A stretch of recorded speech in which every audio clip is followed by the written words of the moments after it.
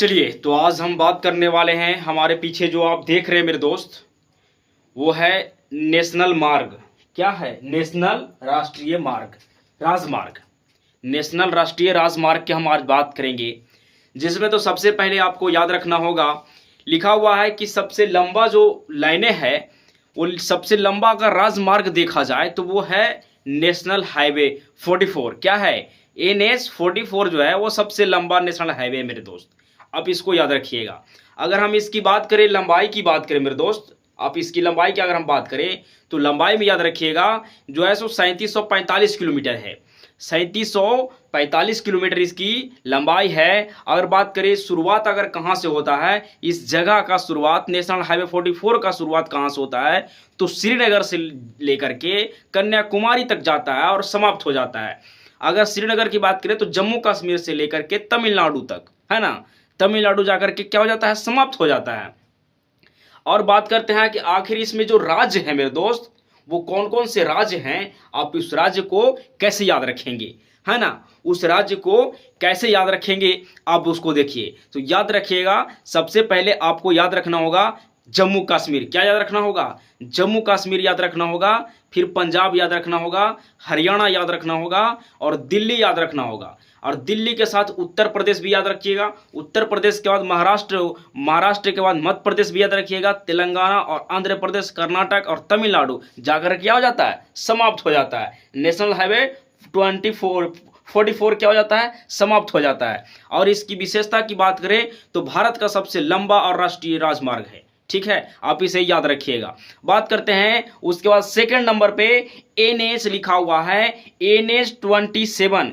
NH जो 27 है मेरे भाई, वो क्या है, आप जरूर देखिए। तो NH 27 जो है वो क्या है ना, कि NH 27 जो है वो दूसरा सबसे लंबा राजमार्ग है। क्या है? दूसरा सबसे लंबा राजमार्ग है, जिसे हम लोग नेशनल हाईवे 27 बोलते हैं।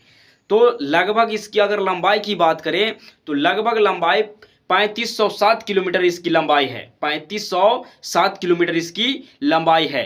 और लंबाई के बाद अगर हम शुरुआत बता दें कि आखिर ये शुरुआत कहाँ से होता है, तो गुजरात से होता है। आखिर गुजरात में ये कहाँ से होता है, तो याद रखिएगा पोरबंदर से होता है। पोरबंदर से शुरू होता है गुजरात में और वहां से समाप्त हो जाता है असम में। असम में शुरुआत कहाँ पर असम में समाप्ति कहाँ पर होता है, असम में समाप्त हो जाता है, जिसको बोलते हैं सिलचर। सिलचर एक जगह है, वहां जाकर के ये राजमार्ग क्या हो जाता है, समाप्त हो जाता है। अगर राज्य की बात करें, इसके जो मुख्य राज्य हैं, इसके बीच में जो राज्य पड़ेंगे वो कौन कौन से राज्य हैं, आप याद रखिएगा, है ना। तो गुजरात से लेकर के असम तक की जो लाइनें देख रहे हैं, वो जो लाइन है उस लाइन को याद रखिए। और उसके लाइन के बीच में जो राज्य आ रहे हैं उन सभी राज्यों को जान लीजिए। उन राज्य का नाम है गुजरात है, राजस्थान है, मध्य प्रदेश है, उत्तर प्रदेश, बिहार और पश्चिम बंगाल, है ना। इसको याद रखिएगा। और साथ में असम, लास्ट में असम खत्म हो रही है तो असम भी याद रखिएगा।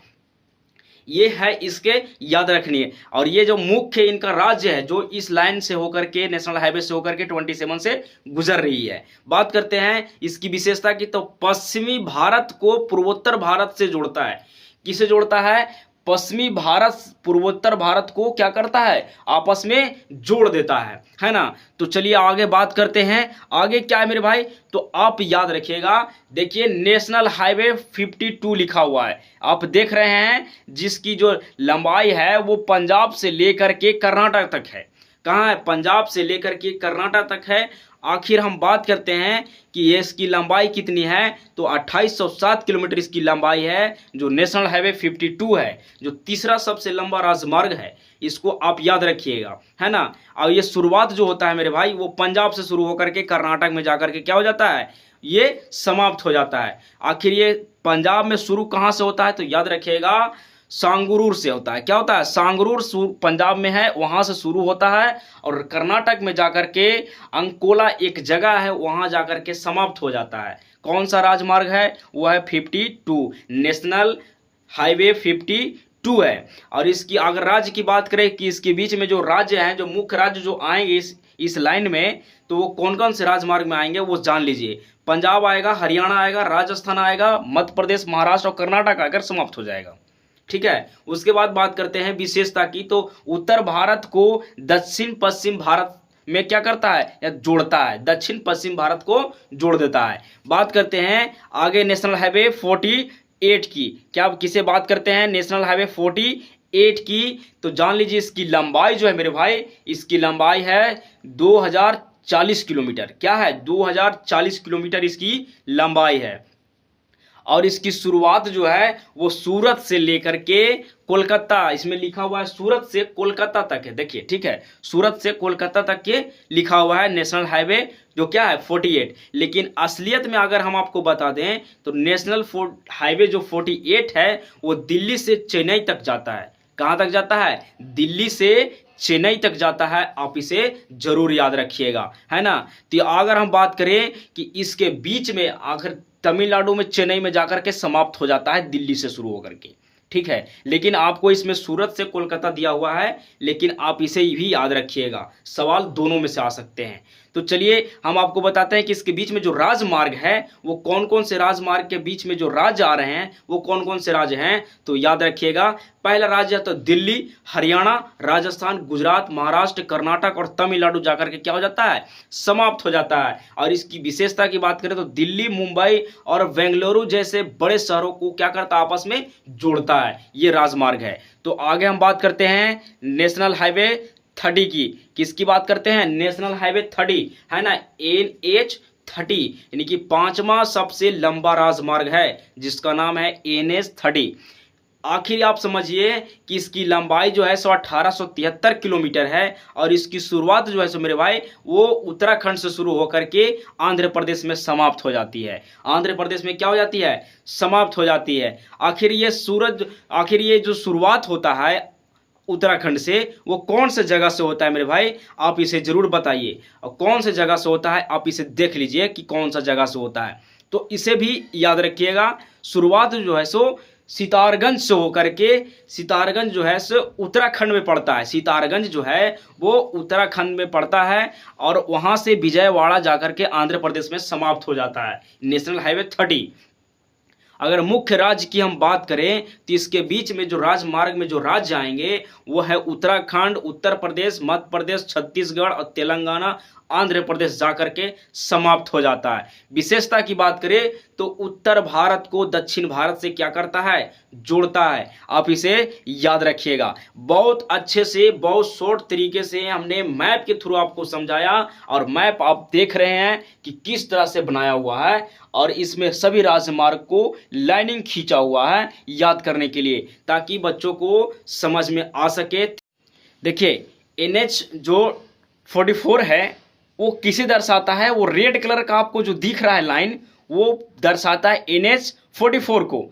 और उसके बाद मैं बता दूं आपको कि NH जो 27 जो दिख रहा है वो इधर से लाइन आकर के इधर खींचा हुआ वो हल्का ब्लू कलर का है, वो है NH 27। आप इसे याद रखिएगा। अगर हम बात करें हल्का पीला कलर का आप देख रहे हैं लाइन जो लिखा हुआ है NH 47 है, NH 47 है जो शुरुआत में सूरत से लेकर के कोलकाता तक है ना इसकी। और जो ब्लू कलर का है वो जो है पोरबंदर से लेकर के, है ना, क्या है ना कि सिलचर तक है, ठीक है। उसके बाद मैं बात कर रहा हूँ जो रेड कलर का जो खींचा हुआ लाइन है वो श्रीनगर से कन्याकुमारी तक के है ना। उसके साथ देखिए एक जो लाइन है वो आपको ग्रीन कलर का दिख रहा होगा, यानी कि हरा कलर का जो दिख रहा है मेरे भाई वो जो है वो NH 52 है। क्या है, NH 52, समझ रहे हैं, NH 52 है ना। संगरूर से लेकर के क्या करता है, ओंकाल तक जोड़ता है, अंकोला तक। उसके बाद आपको एक दिख रहा होगा हल्की जो उसकी लाइनिंग है जो हल्का पिंक कलर का है वो जो दर्शाता है वो NH 30 को दर्शाता है। किस दर्शाता है, NH 30 को दर्शाता है। आप इसे जरूर याद रखिएगा। आप मैप के थ्रू आप देखेंगे तो आपको बहुत अच्छे से याद हो जाएगा, ठीक है ना। आप मैप बढ़िया से देख लीजिएगा, ठीक है। फिर है तो आपको ये वीडियो कैसा लगा आप हमें कमेंट में जरूर बताएंगे और अच्छा लगा हो तो लाइक करके भी जाएंगे, ठीक है।